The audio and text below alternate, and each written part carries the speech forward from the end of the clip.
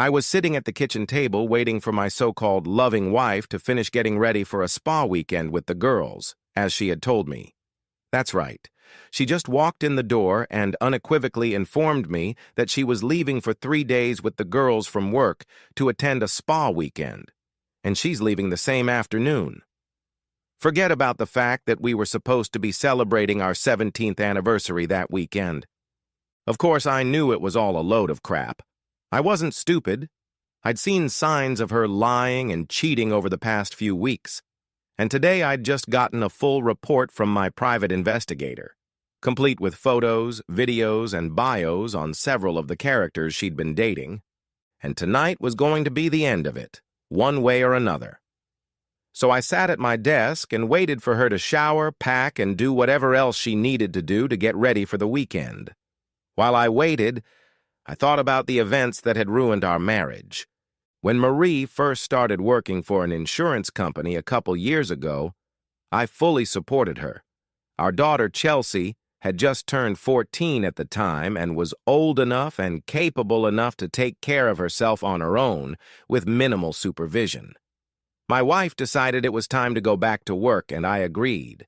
I felt that working would help her deal with the inevitable emptying of the nest when Chelsea went to college. At the time, I trusted my wife completely. If she had told me that day the sun rose in the west and set in the east, I probably would have believed her. She was so honest, and I never once questioned her fidelity. Our sex life was good, or at least I thought so. Sure, we weren't teenagers anymore, but we still managed to see each other at least 3 days a week, often bringing each other to multiple ecstasies. In my opinion, Marie was still as sexy and beautiful as she had been on our first wedding day. I was a little surprised when she asked if she could go out for drinks with the other girls in her office. I had never known her to go out without me, but I trusted her and believed her, so I let her spend the evening. She promised to call and let me know where she was, and swore she'd call me if she was too drunk to drive. And, she added, it would be once a month. I was fine with that. After all, I went golfing a couple times a month with the other guys from work, so I thought it was fair, as long as it stayed within the law. She always called me to let me know where she was, and I only had to pick her up once, when her friend Sue called to let me know they'd had a little too much to drink and didn't want to risk getting intoxicated. Things were fine for the next few months, but I noticed that she was getting later and later out of the house, and the once-a-month outings turned into 2 or 3 times a month. Then it became a weekly event, and sometimes 2 or 3 times a week. Eventually, she started walking more often than she was home, and of course, our sex life took a big hit. Instead of 3 times a week, I was lucky if we made love once a week. I had my suspicions, but I didn't say anything, not wanting to make a fuss. And then it happened. She drove off on one of her walks, giving me a quick peck on the cheek. She drove off in her car without giving me a single glance. After an hour or so, I realized I hadn't heard from her, so I called. Dialing her number, I was surprised to hear her phone ringing in the bedroom. Of course, she had left it behind, so, being the good guy I am, I decided to take it to her. I knew they usually went to the lounge at the Holiday Inn near us, so I took her phone and headed there, taking Chelsea with me, hoping she would help me locate her car. However, when I arrived at the location, her car was nowhere to be found. I called her friend Sue to see if they had gone somewhere else, but Sue said they hadn't gone anywhere that night. They hadn't left the house in a couple weeks and weren't going to do anything for at least another 2 weeks, she said. Any idea where she might be? I asked. No, Joe, I really don't know. I'm sorry, she said. I asked about midweek walks, but got the same negative answer. I don't know what she's telling you, Joe, but we only go out one Friday a month. Most of us are married and have kids, so we don't go out during the week, she told me. And then the unthinkable befell me. For the first time, I caught my wife in a lie. I couldn't shake the idea that she was cheating on me. Marie didn't say anything at the office? I asked. Not directly, but she's been acting a little different lately, she replied. Damn. I asked if she could let me know if she knew anything. Sure, Joe. I'll let you know, I promise, she said. I ended the conversation and drove back home, not knowing what I would find. Marie hadn't returned yet, so I decided to dig through her phone to find any clue. I looked for messages or emails, but found nothing but those sent by me and her coworkers. Her call log had quite a few calls from numbers I didn't recognize, so I wrote them down and tried searching. The search led nowhere, so I decided they belonged to the so-called hot phones. I thought some more about how to get to the bottom of this, and decided to install one of those phone finder apps that track a phone's location. I saw a few other apps that seemed useful, and installed those too. Chelsea, who was up to date on all the latest phone technology, helped me a lot. By the time we were done, I was able to track her phone and record any conversations she might have had. I hated spying on my wife, but if she was having an affair, I needed to have some proof. Even though we live in a no-fault state, it is one of 4 states where adultery is still a criminal offense. So I waited, and waited, and waited some more. I turned on the TV but didn't pay much attention to it. It was about 2:30 a.m. when she finally pulled into the driveway. I knew something was wrong as soon as she entered the house. Her hair was disheveled, her clothes were a mess, and she smelled like alcohol, cigarette smoke, and sex. "Sorry I'm late," she said and headed upstairs to the bathroom. I followed her. "Where the hell have you been?" I asked. "You left your phone and we went looking all over the house for you. And what the hell happened to you? You stink." "We were celebrating Sue's birthday and went to a few different places," Marie said.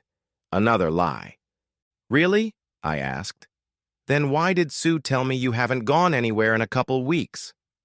Marie's eyes got big. "Well, I don't know," Marie said. "Please let me get cleaned up, okay? I'm really tired and I have a headache," she added, as she closed the bathroom door and locked it. That was a first. I realized something was wrong and felt both angry and relieved at the same time. Angry about her lies and possible cheating, and relieved that she was home, safe. After her shower, she climbed into bed and fell asleep. I wanted to deal with her right now, but decided to wait until morning when we'd both get some sleep. I examined her clothes and noticed signs of sex. The next morning, the situation wasn't much better. Chelsea threw me an understanding look and retreated to her room, paying attention to what was going on in her phone. "Marie," I began, "in all the years we've been married, you've never once lied to me. Last night you lied not once, but twice. I'm trying to control myself, but I need an explanation. Are you having an affair? Do you want to break up?" Her eyes widened and she began to stammer. "No, Joe, I don't want to break up. I love you more than anything in the world. Please, you have to believe me," she said. "I wish I could believe you, Marie. I really do. But you never answered my first question. Are you having an affair?" I asked. At that, her face turned red. At first, I thought she was about to break down and admit it, but then her attitude changed completely. "What the hell does it matter if I'm having an affair?" she asked. "Why do you care, eh? When was the last time you just picked me up and had fun like you did when you were younger?" "What?" I asked. "You're kidding, right? When was the last time you were home long enough for us to do something? Hell, you're gone 2 or 3 nights a week doing God knows what with God knows who, and then I find out you've been lying to me all this time." "Okay," she said. "I'm sorry I haven't been completely honest with you. I started going to the gym, and then my trainer and I started meeting other people from the gym for drinks, and sometimes we lost track of time." I knew that was another lie. There were no workout clothes around here unless she was working out in high heels and microskirts, and we'd never gotten a bill from the gym as far as I knew. "Here's the thing," I said, trying to calm down. "I just don't have any confidence right now. Things have to change quickly around here, and if you're having an affair, it's over. I will not tolerate cheating. No way.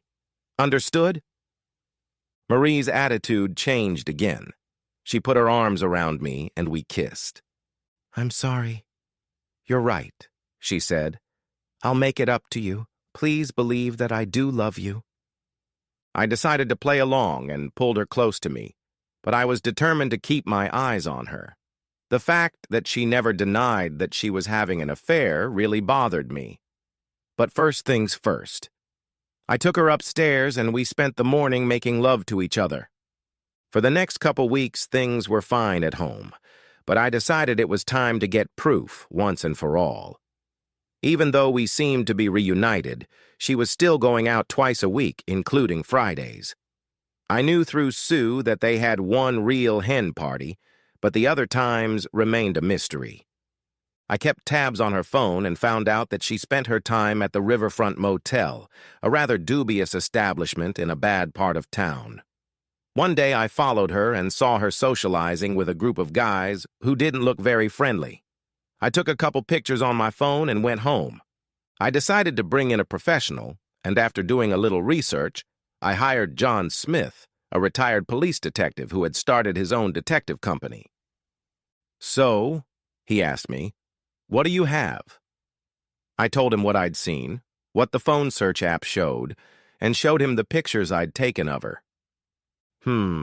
He said, "This seems like a pretty rough company. Let me work on it and I'll get back to you in a week. In the meantime, don't do anything stupid and just be yourself." John kept his word and called me a week later. I made an appointment with him, and that was the day my world ended. "It sounds like your wife got involved with some very bad people," he said. "I have tons of pictures and videos. You may not want to look at them, but you need to know the truth. I'm sorry." He pulled out a large manila envelope that contained several glossy color photos. All of them showed my Marie in various poses with a bunch of men. On a few, she was taking several men at once, and on some, Marie was pictured with two at the same time. None of the men were using condoms, and I knew Marie was not using any birth control. "We've watched your wife with no less than 25 different men in the last week," he said. "Look at this," he added, pointing to a photo of Marie surrounded by a group of 5 men. "See those tattoos? Those are MS-13, probably the most disgusting bastards imaginable. Your wife really messed with the bad guys." "This guy," he said, pointing to a young clean-cut man, "seems to be the ringleader. His name is Julio Cabrera, and he's connected to just about every drug cartel. He moonlights as a trainer at the gym, and we believe that's how he recruits his women. He's a slick son of a bitch and a known ladies' man. Your wife probably didn't stand a chance." So, I thought, maybe Marie was telling the truth about joining the gym after all. "Why aren't the police taking action, detaining them?" I asked. "Easier said than done," John replied. "These guys aren't just tough, they're cunning. And they have a lot of defense. That doesn't mean the feds aren't watching them, they are. They're just biding their time, and they don't usually trust private investigators like me." "So what am I supposed to do?" I asked.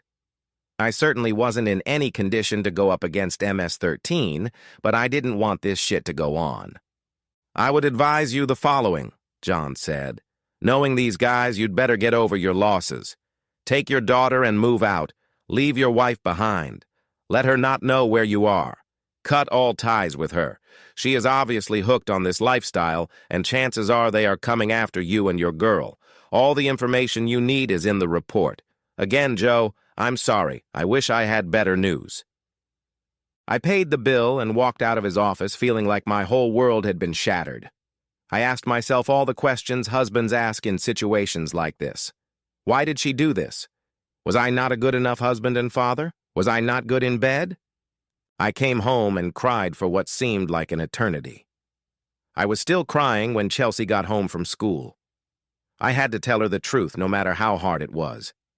Naturally, she didn't take it too well and threatened to scratch her mother's eyes out at the first opportunity. A glance at the clock told me that Marie would be home in about 2 hours, so I called my mother and arranged for Chelsea to stay with her for a while. "What's going on, Joe?" Mom asked. "I'll tell you all about it later, Mom," I said. "Marie is cheating on me, and it's bad. Really bad. There's a chance that Chelsea could be in danger, so I don't want her here for a few days. Is it all right if she stays with you?" "Of course, honey," my mom said. "I'll come get her." Chelsea packed up her things and left with my mom. As they left, both women hugged me. "No matter what," Chelsea said, "you're my daddy, and I love you." "I love you too, Chelsea," I said, kissing her forehead. "I'll be in touch, okay?" When they left, I walked over to my gun safe, grabbed a semi-automatic .45, and loaded it with hollow point bullets.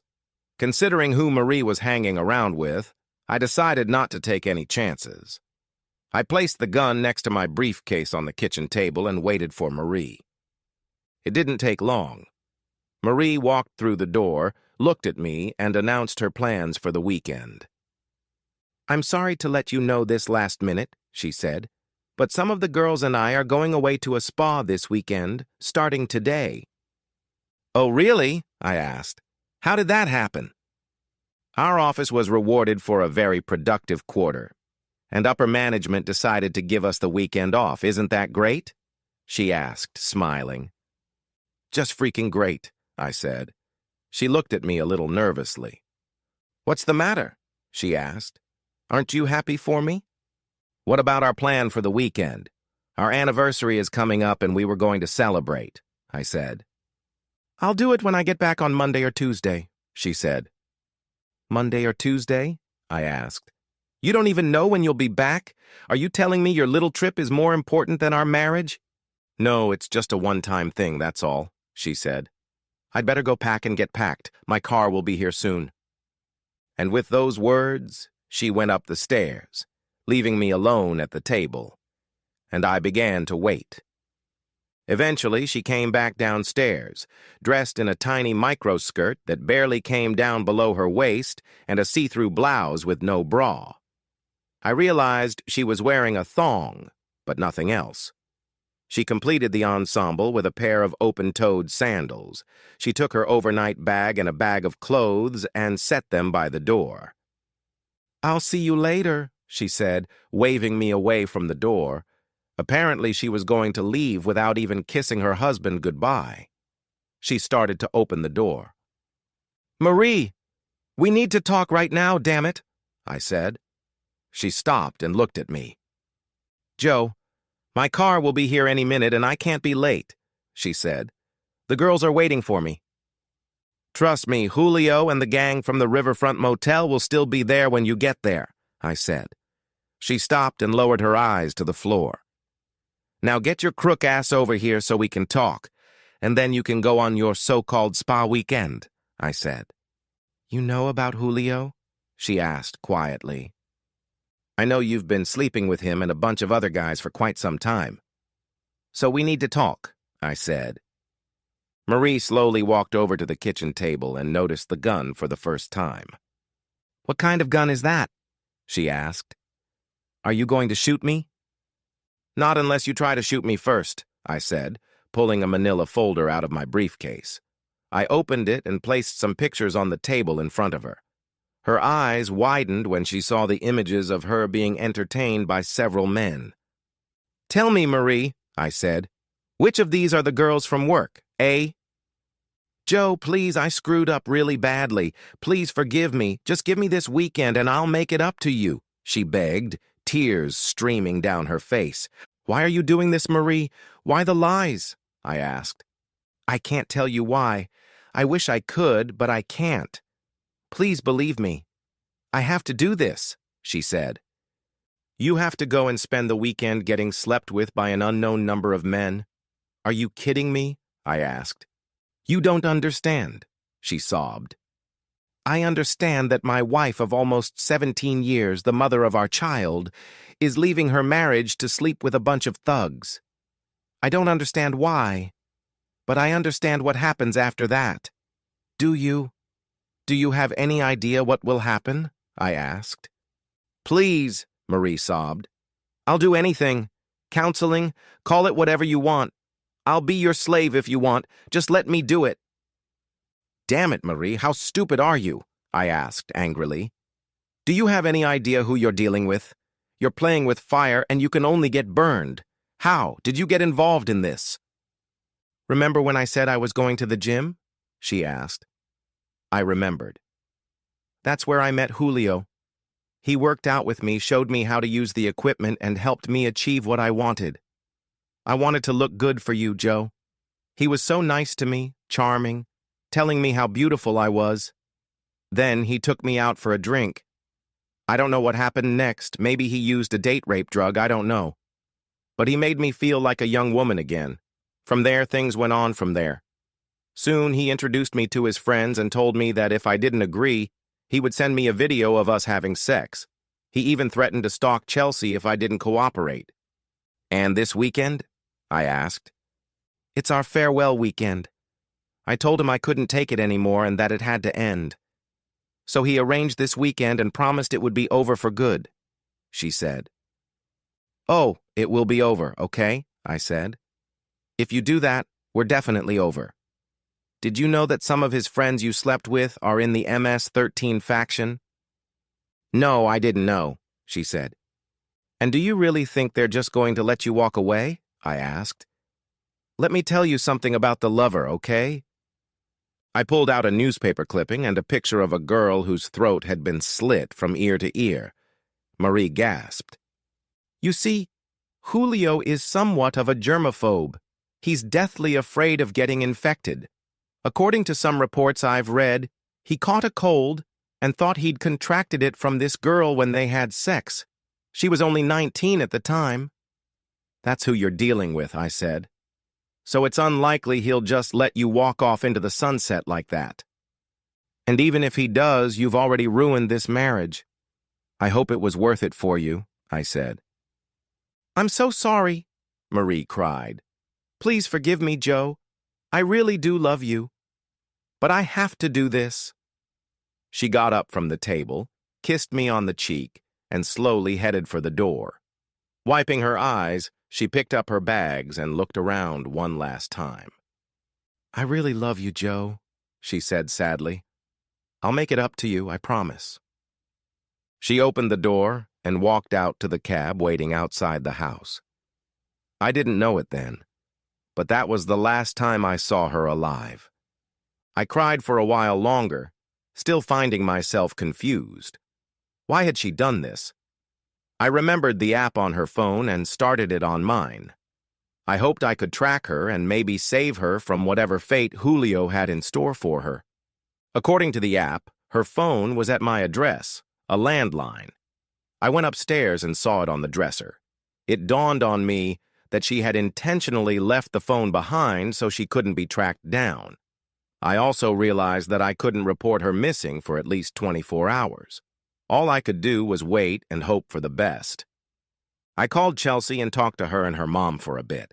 I told them to stay put and let me know if either of them called about Marie. That weekend was hell for all of us. Even though the marriage was broken, I didn't want her to be physically harmed. I even drove by the Riverfront Motel to see if I could see her or anyone from Julio's group, but I saw nothing. The next day, I called the police and attempted to file a missing persons report. However, the person on the phone didn't seem to care and said I should wait until Monday. I literally had nothing to do but wait and hope for the best. Finally, Monday morning came. I called work and explained that there was an emergency at my house. I had some free time and my boss let me take a couple days to get things straightened out. I called Marie's work, but she wasn't there. I asked to get Sue, and I was put through to her right away. What's wrong? She asked. Have you seen Marie or heard from her? I asked. No, I haven't, she replied. She's usually here by now, but no one has seen or heard anything. I told her about what had happened on Friday. Oh my God, Sue said. I had no idea. Let me call the police, okay? We're all a little worried. Thanks for letting me know, and I'll call if I hear anything. I thanked her, hung up, and called the police again. This time they seemed more responsive, took my information, and directed me to a detective. Detective Marshall here. Is this Mr. Klein? The man on the other end of the line asked. I answered in the affirmative. Mr. Klein, I'd like to come over and talk to you if that's okay with you, he said. I again replied that I didn't mind. Okay, he replied. I'll see you in an hour or so. Immediately after the conversation ended, I heard a report on the local news that sent a chill down my spine. The decapitated nude body of a woman was found on the banks of the Rappaport River early this morning. The body was found shortly after a shootout between law enforcement and members of what is believed to be an MS-13 gang. No police officers were injured, but up to 10 gang members were reportedly shot. The woman's identity is being withheld pending notification of next of kin. Stay tuned to Eyewitness News, the announcer said. I spent the next hour hoping the woman wasn't Marie, but those hopes were dashed when Detective Marshall showed up with another man wearing a badge. "Mr. Klein?" the detective asked when I opened the door. "Yes," I replied. "I'm Detective Marshall," he said, showing me his badge and ID. "This is FBI Special Agent Owens," he added, pointing to the man standing next to him. Special Agent Owens also held out his ID to me. I invited them both inside. "Mr. Klein, are you related to one Marie Klein?" asked Detective Marshall. I told them that she was my wife, at least for the moment. They looked at each other for a moment before turning to me. "I regret to inform you, Mr. Klein, that your wife was found dead this morning," the detective said. I felt like I'd been punched in the stomach. I was ready to divorce her for cheating on me, but I didn't want her to be harmed. "Was it my wife's body that was found by the river this morning?" I asked. "Unfortunately, Mr. Klein, it was. Again, I'm sorry for your loss," the detective said. The FBI man spoke up. "Mr. Klein, you should know that your wife has been working with us for some time now, and she was instrumental in our raid this morning against Julio Cabrera and his gang," he said. "What?" I asked. "She's not an FBI agent. She works for an insurance agency. She handles claims and paperwork. When did she start working for you?" "I understand your confusion," he said. "We've been following Cabrera for quite some time and contacted your wife after her fourth, meeting with Cabrera. She agreed to carry a wire in her purse so we could keep tabs on what the band was planning." "Oh my God," I said. "Did she know the danger she was in?" "Absolutely," Agent Owens said. "Your wife felt she needed to atone for what she had done. So yes, she went into this knowing full well that she might not be able to do it. She never told you this, but her actions may well have saved your life and your daughter's life. You see, Cabrera planned to kill you and sell both your wife and your daughter into slavery. I don't think I need to elaborate on what he planned for them. If it's any consolation, your wife would probably face a fate far worse than death if Cabrera had succeeded." "And that's why she couldn't tell me anything?" I asked, fighting the tears that threatened to flood my eyes. "Yes, that's right," Agent Owen said. "That's why she left her cell phone here. She knew you would try to rescue her and wanted to keep you safe. By the way, I was the one who picked her up on Friday. Your wife was a very brave woman, Mr. Klein. You and your daughter should be very proud of her. Thanks to her sacrifice, Cabrera and his gang are either dead, in jail, or on the run. And believe me, the few members that are left will be caught and dealt with very soon." He reached into his pocket and pulled out an envelope. "Marie asked me to give you this in case she doesn't make it. Again, Mr. Klein, I would like to offer you my condolences on behalf of the entire FBI and a very grateful nation," he said. "Good afternoon, Mr. Klein," the detective said, shaking my hand. "We'll be in touch with you in a few days to help with final arrangements. Once again, we're sorry for your loss." Closing the door behind them, I suddenly felt like shit. My wife's last words were full of hate and bitterness, and yet her final act had saved my life and our daughter's life. Hot tears came in floods as I numbly opened the envelope Agent Owens handed me. Inside lay a note with Marie's rings on it. "My dear Joe," the letter began, written in her floral, almost perfect handwriting that I had always loved. "If you are reading this, I am probably dead. I'm so sorry for causing you so much pain and suffering. I never wanted to lie or deceive you and would rather die than live a lonely life without you and our Chelsea. The truth is that I did cheat, although the first time I was drugged and blackmailed every time after that. I joined a gym to get in shape for our anniversary. I hoped you would like the new me and rave about me like you did on our honeymoon. That's when I met Julio. Like I said, he was supposed to help me with my workouts. After the first training session, he invited me to have a drink with him. I foolishly said yes, and that's when he drugged me and then seduced me. I'm not going to lie. I enjoyed the sex despite being drugged. He told me I had to be available to him and his friends and threatened to show you and Chelsea the video of my first seduction. Things got even worse after that.